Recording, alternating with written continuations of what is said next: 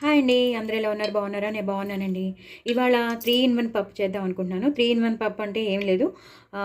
2 ఆకుకూరలు, ఒక వెజిటబుల్ కలిపి. అదేంటంటే పొనగంటి కూర, అలాగే మెంతి కూర. చాలా చాలా మంచి ఆకుకూరలవి. మెంతి కూర అయితే షుగర్ పేషెంట్స్‌కి పనికొస్తుంది. ప్లస్ అన్ని విటమినైజ్డ్ ఆకుకూర. పొనగంటి కూర అయితే కళ్ళకి పనికొస్తుంది. అలాగే దాని బెనిఫిట్స్ కూడా చాలా ఉన్నాయి. సో, మా పొనగంటి కూర కలిపాను. అలాగే కొంచెం పొనగంటి కూర తీసుకున్నాను. అలాగే కొంచెం తోటకూర తీసుకున్నాను. దాంట్లో ఒక పెద్ద టమాటో కలిపేశాను. సో, ఈ మూడిటిని చక్కగా వేయించిన కందిపప్పులు కందిపప్పు బాగా వేయించేసి ముద్దపప్పుగా చేసుకోవాలి.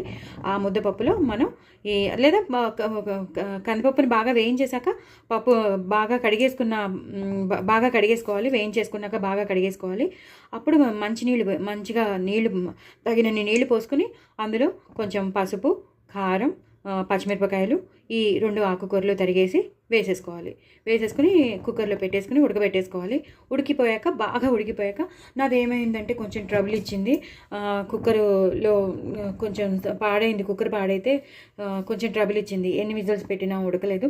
సో, నేను మళ్ళీ స్టవ్ మీద పెట్టి బాగా పెట్టుకున్నాను. మరీ మ్యాష్ అయిపోకర్లేదు. బద్దలా ఉంటే చాలా బాగుంటుంది. మరీ లేహంగా అయిపోక్కర్లేకుండా జస్ట్ మంచిగా పప్పు ఉడికిపోతే చాలు.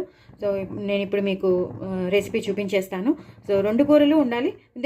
ఆ కూరలో మీరు ఏదైనా యాడ్ చేసుకోవచ్చు. పొనగంటి కూరలో మీరు తోటకూర యాడ్ చేసుకోవచ్చు, పాలకూర యాడ్ చేసుకోవచ్చు, చుక్కకూర యాడ్ చేసుకోవచ్చు. మీ ఇష్టం అది. మీరు బచ్చల కూర యాడ్ చేసుకోవచ్చు, ఏదైనా యాడ్ చేసుకోవచ్చు. నేను మాత్రం మా ఇంట్లో పొనగంటి కూర అలాగే మెంతి కూర ఉందని 2 కలిపి నేను చేస్తున్నాను. సో, 3 ఇన్ 1 పప్పు ఇది. చాలా చాలా బాగుంటుంది. సో, ఇప్పుడు నేను రెసిపీలోకి వెళ్ళిపోదామండి. నూనె వేసేసుకున్నాను తగినంత. ఆవాలు, జీలకర్ర, ఎండుమిరపకాయలు బాగా వేగిపోవాలి. నేను గరిట అక్కడ పెట్టుకున్నాను. కొత్తిమీర, కరివేపాకు అన్ని దరి పెట్టుకున్నాను కదా, అక్కడ పెట్టుకున్నాను. దానికి అంటుకుంది కొత్తిమీర. అంటే ఇంకేం కాదు.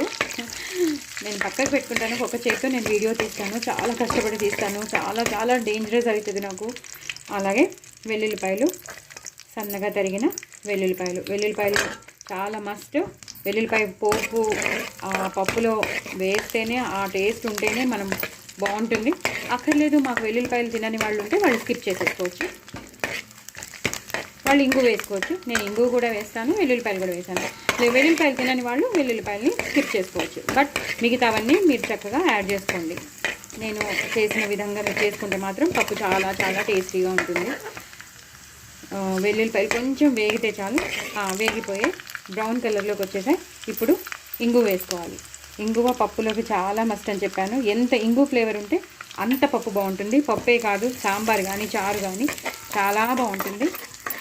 ఈ టైంలోనే మనం కొంచెం ఇంకా పోపు వేసేసాం కాబట్టి పప్పు కూడా బాగా మరిగి ఉంది కాబట్టి బాగా మరిగిపోయాక మనం బంద్ చేసేయడమే. సో, ఇప్పుడు నేను పప్పు వేసాక మీకు చూపిస్తాను. ఇందాక ఏమైందంటే వేడి వచ్చేసిందండి.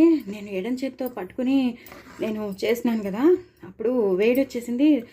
కెమెరా మీద పడిపోయింది, ఫోన్ మీద పడిపోయింది. సో, అందుకే నేను మీకు చెప్పానమాట. మొత్తం పప్పు అంతా వేసాక మీకు చూపిస్తానని. సో, గిన్నెలో ఉన్న పప్పు అంతా వేసేసానండి. ఇప్పుడు బాగా మరగడానికి పెట్టేసుకోవడమే. తగినంత ఉప్పు వేసుకోవాలండి. ఇప్పుడు నేను దీనికి సరిపడా, ఈ పప్పుకి సరిపడా ఉప్పు వేసేస్తున్నాను. పడుతుందండి పప్పు కదా, కొంచెం క్వాంటిటీ ఎక్కువ ఉంది కదా, పడుతుంది. చూసారా, ఫస్ట్ ఉడకలేదనమాట. పప్పు ఉడకలేదని చెప్పి నేను మళ్ళీ గిన్నెలో ఉడకబెట్టాను. ఒక 10-15 మినిట్స్ మంచిగా మరిగిపోయిందనమాట. సో, పప్పు బాగా ఉడికిపోయింది, ఆకుకూర కూడా బాగా ఉడికిపోయింది కాబట్టి నేను అందుకే పోపు వేసేసాను. అప్పుడేనండి ఆ గరిటె వేసినప్పుడు ఫుల్ వేడి వచ్చేసింది. మొత్తం అంతా నాకు చేతికంతా వేడి వచ్చేసి పట్టుకోలేకపోయానమాట.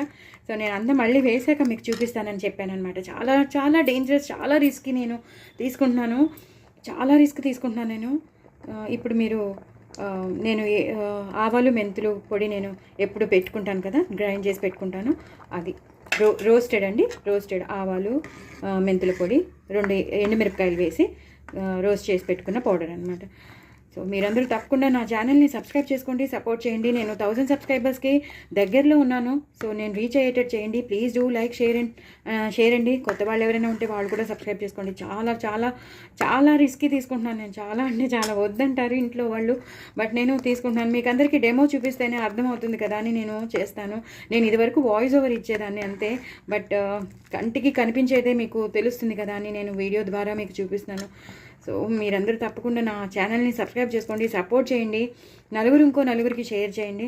పప్పు మాత్రం చాలా బాగుంటుందండి. చపాతీలోకి నంచుకోవచ్చు. వేడివేడి అన్నంలో నెయ్యి వేసుకుని అప్పడాలు కానీ, ఊరి మిరపకాయలు, చల్లమిరపకాయలు కానీ అవన్నీ నంచుకుంటే మాత్రం సూపర్ ఉంటుంది. వడియాలు కానీ మీ ఇంట్లో ఏముంటే అవి చిప్స్ నంచుకోండి, ఏదైనా పర్లేదు. బట్ పప్పులో చక్కగా ఎక్కువ నెయ్యి వేసుకుని తినండి, చాలా బాగుంటుంది. వేడివేడి అన్నంలో తింటే సూపర్ ఉంటుంది. పప్పు బాగా మరిగిపోయిందండి. ఈ టైంలో మనం కొంచెం చింతపండు నీళ్ళు వేసుకోవాలి. ఎందుకంటే పొనగంటి కూర చాలా బ్లంట్గా ఉంటుంది, దానికి టేస్ట్ ఏమి ఉండదు.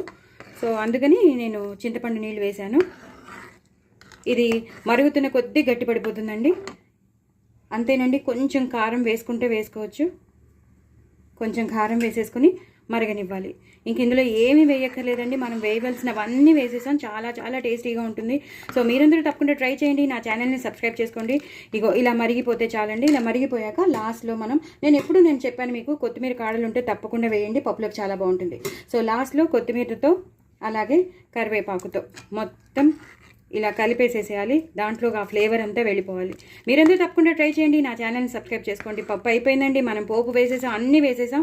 ఇది ఒక్కసారి మరిగాక మనం బంద్ చేసేయడమే. ఒక 2 మినిట్స్ ఉండాక బంద్ చేసేసేయడమేనండి. పప్పు అయిపోయింది. మీరందరూ తప్పకుండా ట్రై చేయండి. నా ఛానల్ సబ్స్క్రైబ్ చేసుకోండి. సూపర్ 3 in 1 పప్పు. బాయ్ అండి.